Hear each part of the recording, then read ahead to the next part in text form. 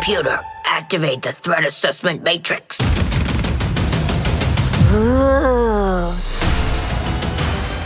All right. Toys, loaded guns. What are we waiting for? We can work with that. Hi, I'm Darius Sadigian, studio director at Rocksteady Studios.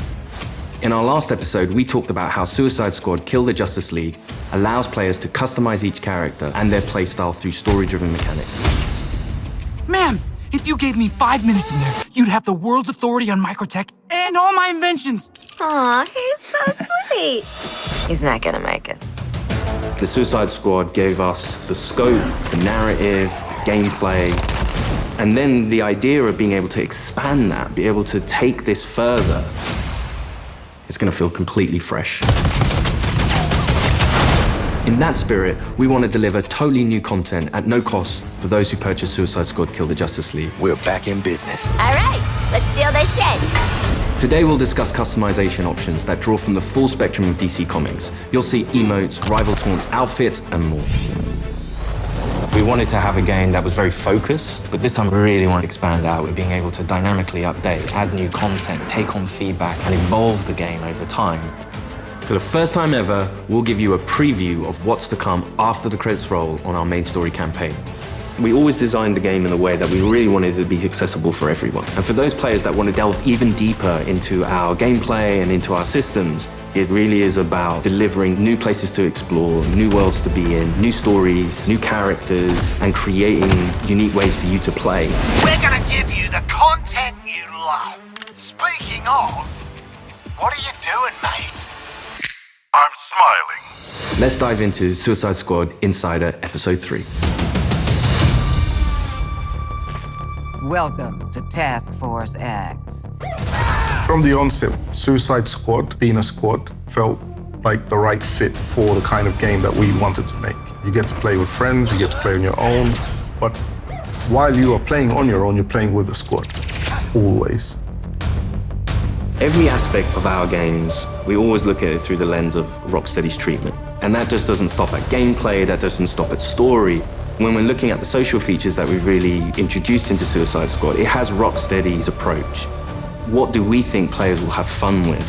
This game has the mechanics to play kind of socially competitively, like none of our games have previously, and it really fits the characters of the squad. With multiplayer, we're leaning into the competition within the squad to show off your skills, show off your mettle, be the best one. I'm a freaking superstar. The squad are working together under duress. And so it's fun to add in mechanics to encourage the players to behave in the same way. So a lot of the time what you'll actually be doing is trying to get the highest score, which luckily helps you all complete the mission, but the best player in any mission becomes the squad leader in multiplayer for the next mission. How great was I? We have leaderboards for solo play, for playing with one friend, two friends, or a 4-player squad. You're competing with everyone across the world. Cross-platform, it is the best of the best. Think you're hot shit on toast, but you're cold fart on bread. Did you see that? Tell me you did. I was like, how do you like that? Precisely. Outstanding!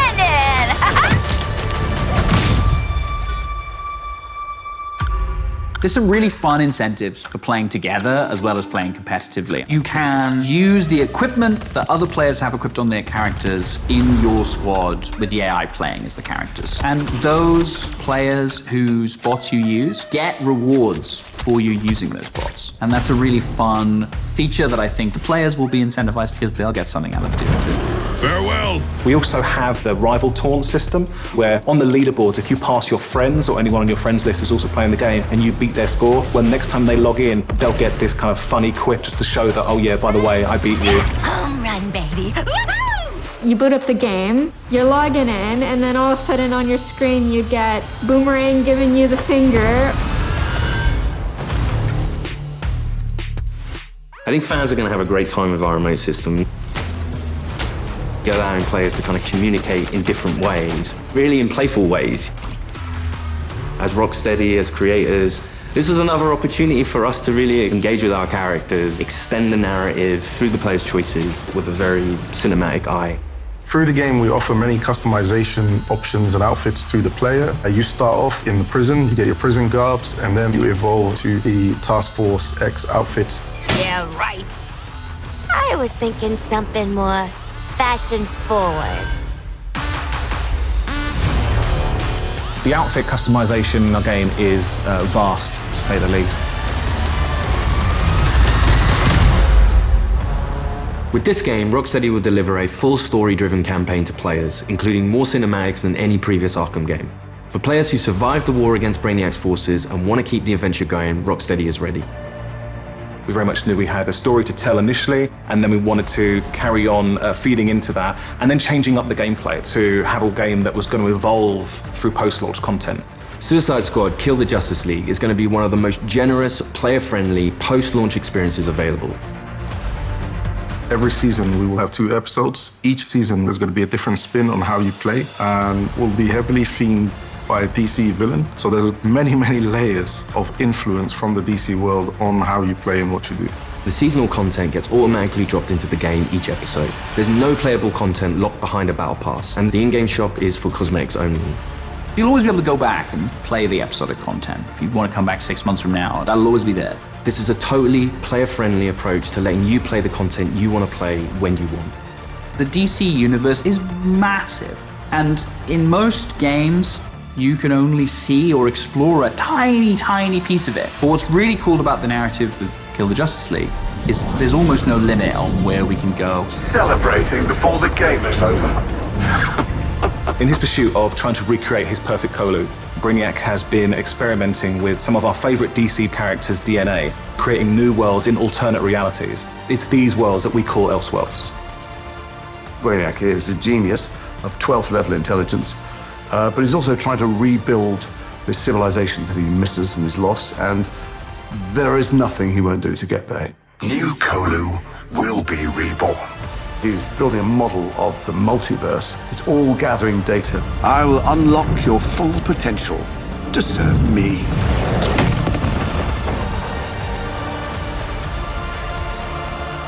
There's different versions of everybody in different universes, and their timelines have just diverged at some point. We've got lots of amazing characters coming up in seasonal play that I'm really excited for players to meet. And the Elseworld principles gives us lots of flexibility and lots of room to put our own spin on them.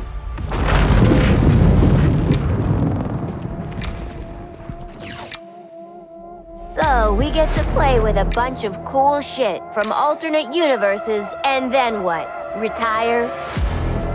When Season 1 launches this March, you'll be able to unlock a new playable character for your squad, the Joker. At least buy me dinner first. The original Arkhamverse Joker has been dead for 5 years, but this is a new Elseworlds twist on the villain. He was part of the Suicide Squad in the Elseworld that he's from, which already shows that he's slightly more cooperative than the previous Joker we've had. But as you get used to him and actually play to him, you realize he's unhinged in a different way. Not only has he got to figure himself out, but he's figuring out his place in this new world and this new squad. He hadn't reached supervillain status before Brainiac invaded, so, he's still a bit less experienced. I think we've taken him back to the kind of more vaudeville roots of Joker. He's masking insecurities with traditional Joker behavior. But deep down, he's not sure who he is yet. Lock him up. Oh, making new friends after a move is always tough. As your mission expands deeper into the lore of the DC universe, this new version of the Joker will join your fight with his unique combat, traversal, and weaponry. His traversal is all based around a rocket-powered umbrella, which he can blast himself into the air, and then uses that to glide around, and then he can actually flip that down to grind along buildings, knocking enemies out of the way.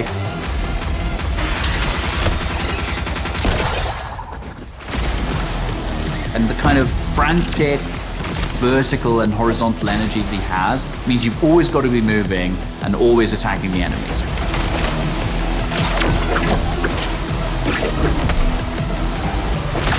The Joker is only the first of the new squad recruits you could meet through the ongoing additions to our game. Over time, we can build up a library of characters that DC fans might not have expected to see in a video game, like a regular comic book release. I look forward to when the next issue's coming out. And in the same way, I hope people will look forward to the next episode from us. Whatever it is, I'm down. New environments, new characters, missions, challenges, gear, and more. All of this free content comes for players who own the game. We can't wait for you to see what the future holds. With Elseworlds, the possibilities are endless. How do you like that? Thanks for watching this series. We hope you'll join us for Suicide Squad Kill the Justice League, a third-person action shooter where some of the wildest villains of DC Comics join forces to save the world from its greatest heroes. No, that's mental. We're not doing that. God help us. Yeah. I think players are going to be surprised about the depth to which they can craft a character. It comes back to player choice and player freedom. Everything from melee strikes into gunplay, which you could then go into a traversal attack. All of the combat moves flow seamlessly into another. The squad can be garish, they can be loud, and playing together with your friends in a multiplayer space is a really unique experience that you can't get anywhere else.